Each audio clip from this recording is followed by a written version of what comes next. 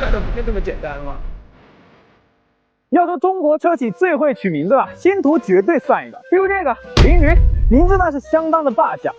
我还记得曾经在高中的时候，我在书桌上刻过一句话：少年当许凌云志，万里长空尽风流。那你做到了吗？做到了呀。风流。还是聊车吧。作为年度改款车型啊，全新凌云在内外饰的设计上并没有做出太大的变化，多了新的皮肤选择啊。外观呢增加了苍穹蓝的全新配色，近看像蓝，远看像黑，侧看还带点紫。喜欢渐变色的朋友可以盲选。轮毂换上了新的样式，提供19和21寸两种选择。个人呢建议选择2寸啊，看起来会更加大气。另外呢，4驱车型用的是马牌 MC6 高性能宽胎，操控方面应该会有所提升。内饰呢增加了暮光橙的全新配色，加上 Nappa 真皮座椅和麂皮顶棚，很显档次感。细节方面呢，听见了用户的声音啊，把双闪的位置放到了3个实体按键中间，用起来会更加方便。副驾座椅呢也增加了高低调节，个高的也不用怕顶头了，剩下的咱们开起来说。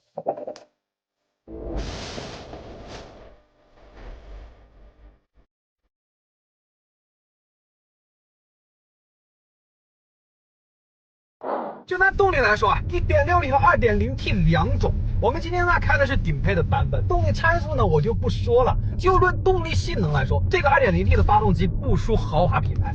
就比如拿奔驰的 GLC 和宝马的 X3 来比一比，也只能看见它的尾灯。那如果你想温柔一点开它呢，直接切换到Eco模式，它的动力会很柔和，但是很跟脚。那如果车里只有自己一个人的时候呢，可以切换到运动模式，这个时候它的动力会非常的暴躁，但是是那种很线性的暴躁，再配合上这个换挡拨片，会让你的内心有非常强烈的满足感。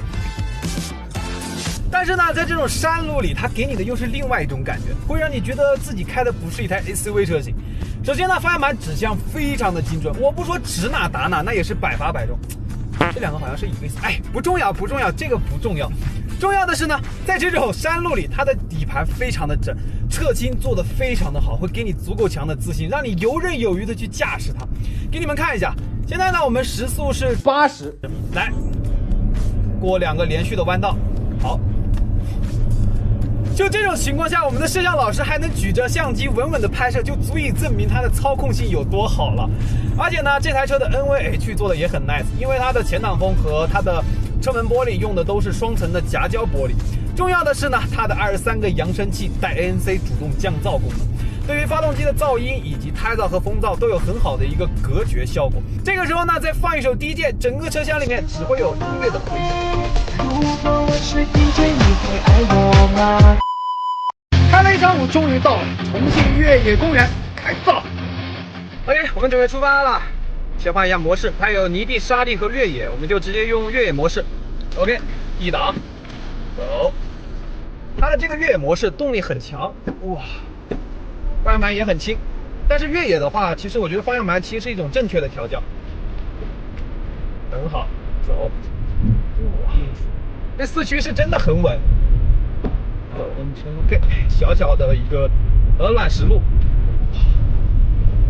我坐在车里啊，体感上的震动并不是很大，因为它的底盘用了大量的液压撑道，所以能保证它车内的一个舒适性。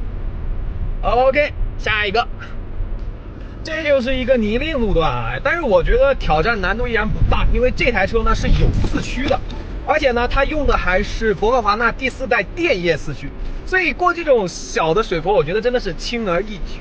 轻而易举，看看它的悬架表现怎么样？哇，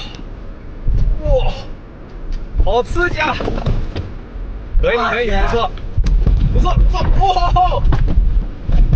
哇，非常轻松就过来了。而且我在车里面，我感觉它上下跳动的幅度并不大。然后这边就是一个涉水路了。刚才我也跟大家说过了，咱们过这种涉水路啊，一定要快过刹，慢过水，因为你过得太快吧，它那个水浪冲击会把水打进发动机机舱，容易熄火，所以咱们一定要慢一点。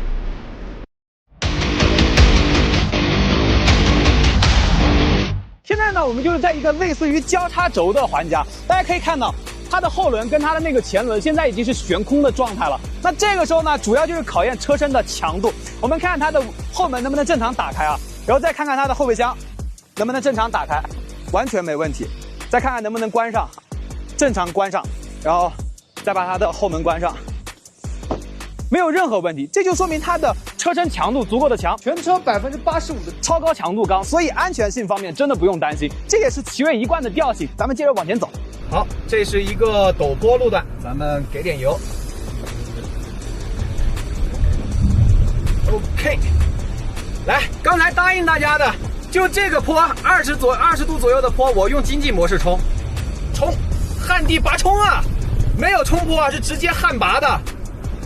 哎，太轻松了，太轻松，增加点难度，直接中途停车，看看它的扭矩爆发怎么样，400牛米的扭矩，走，很轻松就上来了呀，没有丝毫难度。真的，说实话，兄弟们，越野真快乐，就是这种征服欲啊！你征服这种赛道的那种快感，真的太爽了。我终于知道为什么有一些人到中年爱越野了。